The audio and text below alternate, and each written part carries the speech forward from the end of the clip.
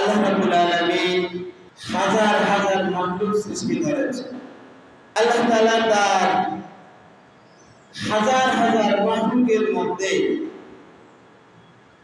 মানব জাতিকে আশরাফুল মাখলুকাত বা সৃষ্টি সেরা হিসাবে মনোনীত করেছেন, বাছাই করেছেন।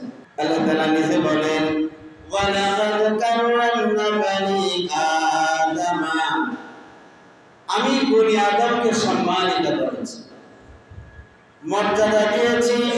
ওয়া হামালনাহুম ফিল বাররি ওয়াল বাহরি, এবং জলে স্থলে মানুষের জন্য, বনি আদমের জন্য আমি বাহনের ব্যবস্থা করে দিয়েছি। ওয়া রাযাকনাহুম মিনাত তাইয়্যিবাত,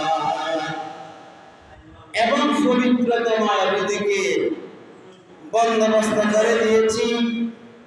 ওয়া ফাদ্দালনাহুম আলা কাসীরিম মিম্মান খালাকনা তাফদীলা,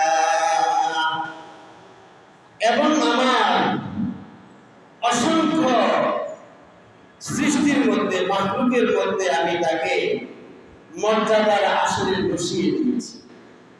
তামাম সৃষ্টিগুলোর মধ্যে আমি তাকে সম্মানিত করেছি।